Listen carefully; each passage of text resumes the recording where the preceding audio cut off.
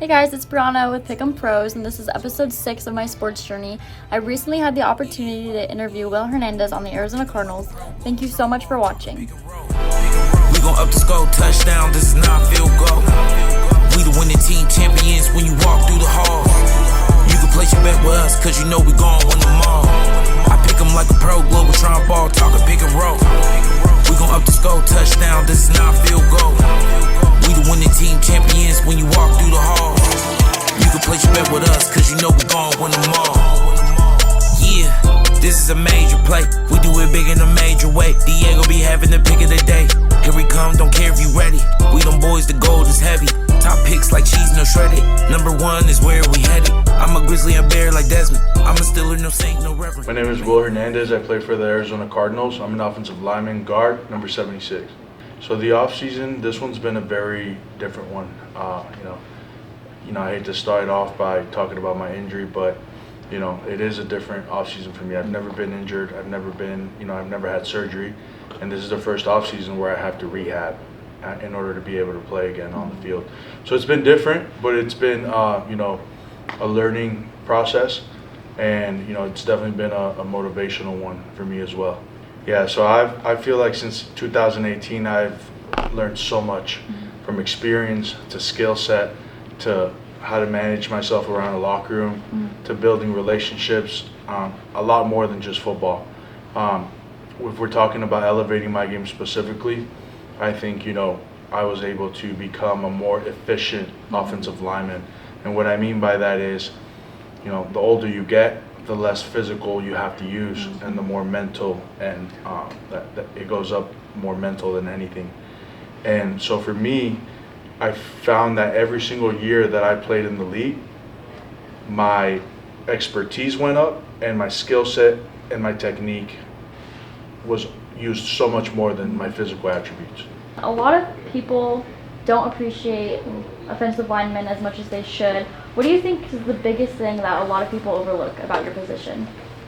Yeah, so as offensive linemen, we know we're like the behind-the-scenes guys. We know we're not going to get any shine, and the only time we're going to get our name called is when we do something wrong. So when you sign up for this position, especially in the league, you already know what it is. But something that I urge people to really know about the game is it all happens and doesn't happen because of us. We're the reason why teams run the ball really well. We're the reason why quarterbacks shine so bright. We're the reason why receivers are able to catch a pass 45 yards down the field. And everybody sees the receiver, everybody sees where the ball goes, but nobody's seeing what's making all that happen. But I like to think of offensive line, which everybody knows it's 5 players, as gears. And if you've seen gears before, they interlock and they all have to work exactly together in conjunction in order for whatever machinery to work.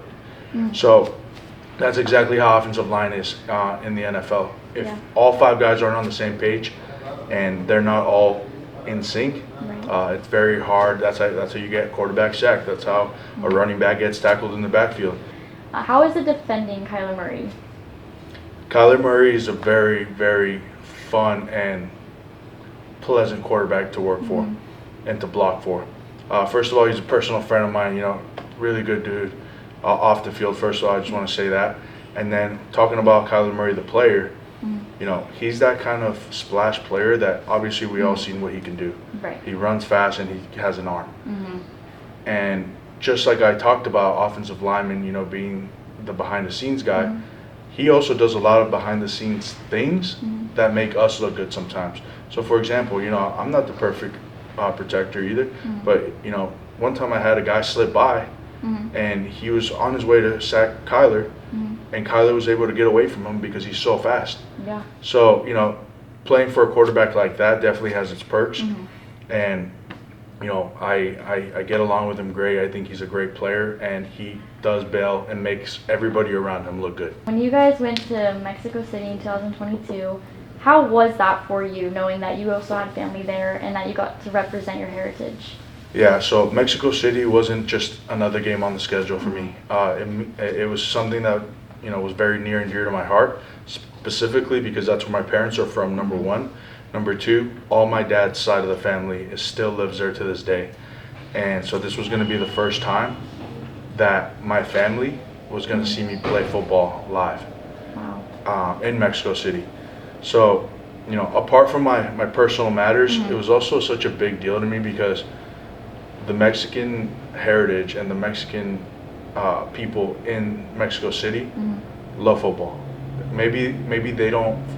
I haven't been around it as long as obviously here in America, Right. but they're all about the passion. They're all about the grit. So they're such a good fan base to have for football.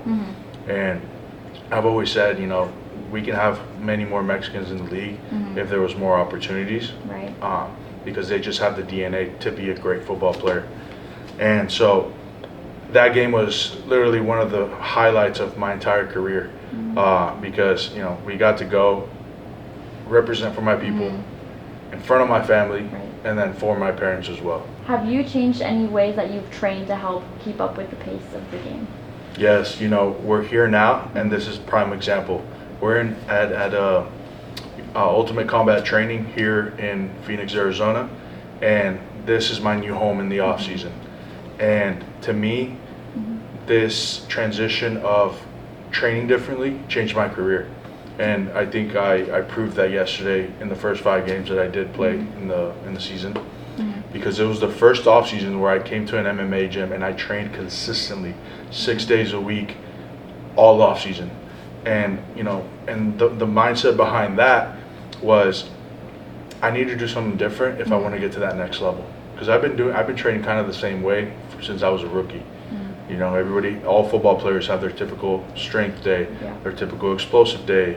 They go out and get some sprints. It's very generic, and I didn't want to be mediocre. So it was that mindset of I need to train differently. Who can I train with? Who can help me? And that person was Javier Torres. And here at Ultimate Combat Training, they literally shifted my career into a better direction, because maybe not a lot of people know this, but MMA is one of the hardest, I think it is the hardest sport on the planet. And it takes a lot of discipline, a lot of technique, and a lot of grit too, just like football. There's a lot of similarities, but MMA definitely changed, switched up my training and made my career go like this. Being here in the gym in your off season, how has that helped you be the player that you are, and how has that helped you get better? Yeah, being here in the gym has, it's a 24/7 job, 365 days. The gym's going to be your second home as an NFL football player. You can never stop working out. There's no such thing. It's, so the gym is one of the lifelines to my career continuing. So I mentioned I do MMA already, as a supplement, but I'm also lifting a lot of weights, and I also get out on the field and do a lot of running, sprinting, things like that. But all it does is it gets you better each year, because you find a way to be more efficient with the workouts that you have to do. And so you're able to almost get in more workout time, because you're able to maximize each minute of workout. And you've played a lot of games in your career. Who do you think was your toughest matchup for you? So out of all the games that I've played, toughest matchup, let's keep it, interior D-line. Let's say, obviously everybody knows Aaron Donald. Yeah. He was legit. But you know what? Somebody that, maybe people don't know as much as Aaron Donald is Dexter Lawrence. And I played with him in New York when he first got there. I was there when he came in as a rookie. And obviously he's established himself as the top nose guard in the league. But I called it too. When he came in, I was telling everybody that he's going to be good one day. And he was good right off the bat, but he was going to be great. Right. And yeah, I would say Dexter Lawrence for sure. Looking ahead to your future, do you want to stay with the Cardinals, or do you want to venture off somewhere else if that's a possibility? Yeah, so when it comes to signing with a new team as a free agent, there's a lot of uncontrollables, right? People think it's as easy as, do the Cardinals want you? Yes or no? Do you want to sign with the Cardinals? Yes or no? It's not that simple. Right. The Cardinals also don't know what they don't know yet. And what I mean by that is, there's a lot of questions about my knee, which is normal. There's a lot of questions about, are they going to draft another guy? does it fit in their budget? You know, people don't know, but like the NFL, at the end of the day, it's part business too, just like it is, you know, a sport. And they have to do what makes the most sense for them. And sometimes it's not about, do we want this player? Maybe sometimes they do, and they just either can't afford it, or it doesn't work out for them, or it doesn't make sense. But with all that being said, personally, me, I would like to stay here, yes. I built a great foundation. I've played great football here. Why change something that's not broken? You know, and so, yeah, I would definitely want to stick around. But at the end of the day, you know, I can't control if they keep me here or not. And if they don't, then we'll look for a new home. But, you know, that's just how it kind of works. Being an NFL player and a business owner, I'm sure it gets really busy. How do you manage all that time and everything that you do? Yeah, so playing in the NFL and owning a business is definitely crazy. But what I found out over the years, the same as what I found out with my expertise and technique in football, organization is the most important thing. Planning ahead, having when you think you're organized, find a way to get more organized. And I think that's what's going to make you the most efficient. And I use that same concept in football, and now I'm just applying it to my business. So we plan everything out, we make it maximum efficiency, and then, you know, we make sure that we dot up a certain amount of time every single day where we say, hey, and for an hour today, we're going to just talk Mijos Tacos. For the next hour after that, we're going to just talk football.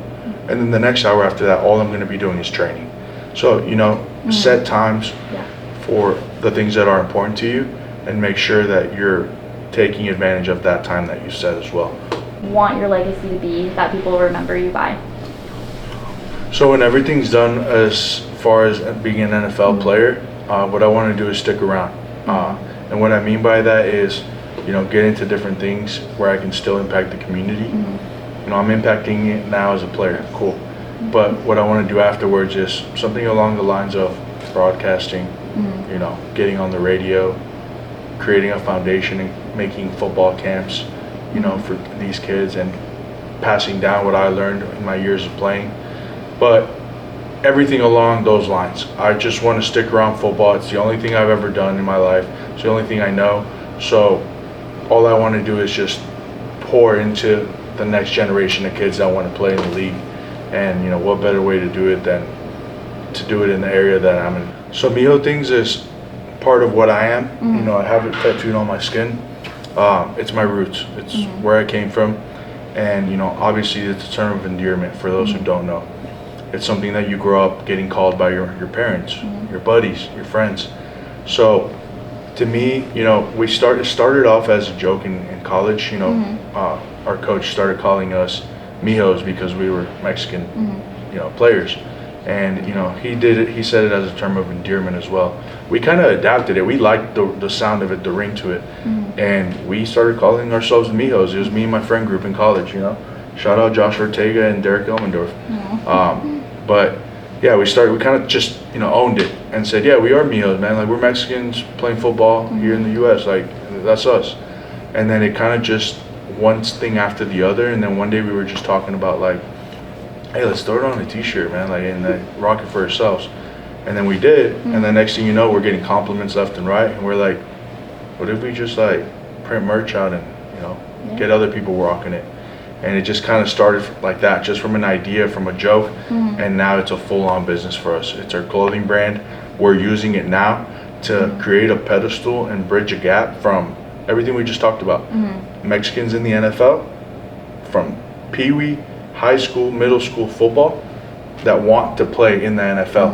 And they don't see many guys like themselves until you see me.